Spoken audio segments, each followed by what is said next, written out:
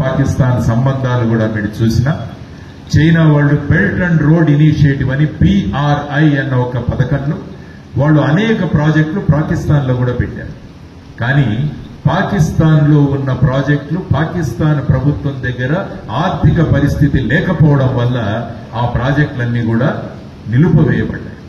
దానివల్ల చైనాకు చాలా ఆర్థికంగా నష్టపోయారు వాళ్ళందరూ.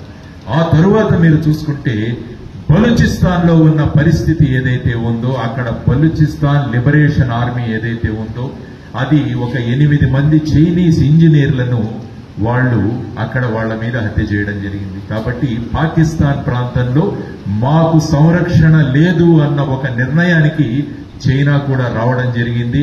దాంతో ఇదొక పాయింట్. ఆ తరువాత తాలిబాన్లు వచ్చారు ఇక ఆఫ్ఘనిస్తాన్లో. వీళ్లు మనకు మద్దతుగా ఉంటారంటే తాలిబాన్లు కూడా పాకిస్తాన్తో ఏమాత్రం సహకారం ఇవ్వట్లేదు. తాలిబాన్ పాకిస్తాన్ అన్న పేరుతో పాకిస్తాన్లో ఉన్న ప్రభుత్వం మీదే తాలిబాన్లు అక్కడ ఉద్యమిస్తున్నారు. ఇదొక ప్రధానమైన కారణం. ఆ తర్వాత ఇరాన్ సరిహద్దుల్లో కూడా సమస్య. ఆ తర్వాత బలూచిస్తాన్ మనకు తెలిసిందే. బలూచిస్తాన్లో మొన్న చూశారు, బలూచిస్తాన్లో ఉన్న లిబరేషన్ ఆర్మీ ఒక ట్రైన్ మొత్తాన్ని కూడా వాళ్ళు హైజాక్ చేసి తీసుకువెళ్లడం, అక్కడ పాకిస్తాన్ ఆర్మీ మీద వాళ్ళు చర్యలు తీసుకోవడం.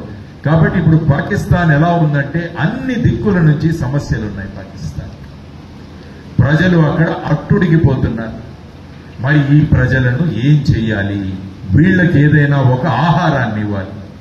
ఎందుకంటే వీళ్ళందరూ అరుస్తున్నారు, ఏం చేస్తోంది ప్రభుత్వం, ఏం చేస్తోంది ప్రభుత్వం అని. ఆ సందర్భంలో Pakistan army chief Asif Munir April 15వ తారీఖున ఒక మీటింగ్ లో మాట్లాడతారు. భారతదేశము పాకిస్తాన్ వాట్లలో ఏమాత్రం సారూప్యం లేదు. మేము 2 నేషన్ థియరీ ద్వారా ఏర్పడిన మా 2 దేశాలు.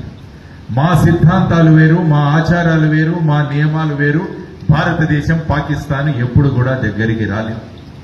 ఆ తరువాత మనిషికి జీవనాడి అయిన జుగులర్ వెయిన్ ఏదైతే ఉంటుందో, అంటే మన మస్తిష్కం నుంచి మన గుండెకు ఏదైతే రక్త సరఫరా చేస్తుందో మన జీవనాడి, పాకిస్తాన్కు కశ్మీర్ జీవనాడి. కశ్మీర్ ప్రజలను మేము వదులుకోలేము అన్న ఒక స్పీచ్ ఇస్తాడు. మీకు యూట్యూబ్ లో కూడా దొరుకుతుంది, మీరు వినుంటారు చాలా మంది. అంటే ఈ విధమైన భావనలు వాళ్లలో తయారు చేసి పాకిస్తాన్ ISI వాళ్ల ప్రోత్బలంతో పహల్గావ్ అనే ప్రాంతంలోకి వెళ్లి ఏప్రిల్ 22న ఏదైతే సంఘటన జరిగిందో దీనికి వెనకాల ఉన్న ప్రధానమైన కారణాలు ఇవన్నీ కూడా.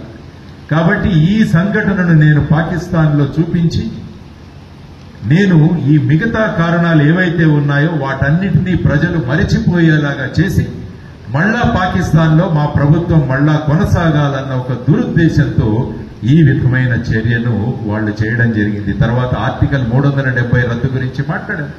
ఆర్టికల్ 370 అలాగా ఎంతో సులభంగా ఏమాత్రం అడ్డు లేకుండా భారత ప్రభుత్వం తీసివేయగలిగింది.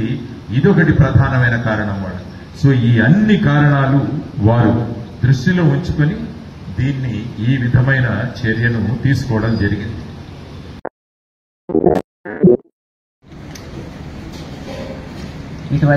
ఇటువంటి అన్నిటికీ పౌరుడు, సామాన్యుడు మన ప్రభుత్వం నుంచి ఎక్స్పెక్ట్ చేస్తూ ముందు కూడా అంత తోడుగా ఉంటారు. ఇది నా విశ్వాసం.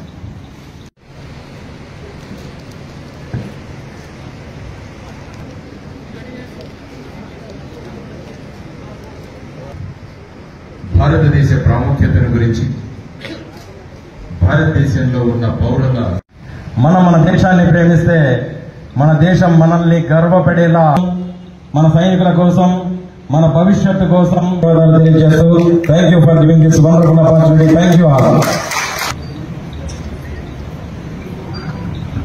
Thank you sir.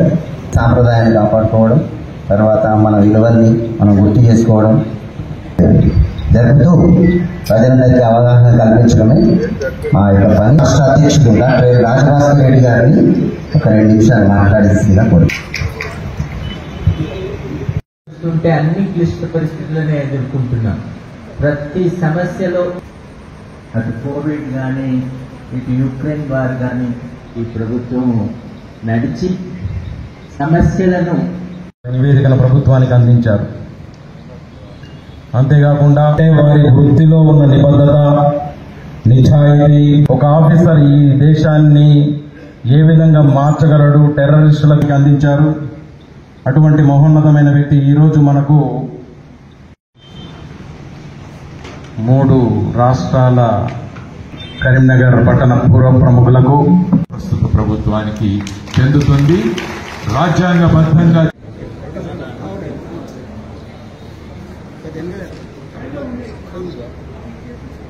కొంచెం ఎంతో జరిగింది.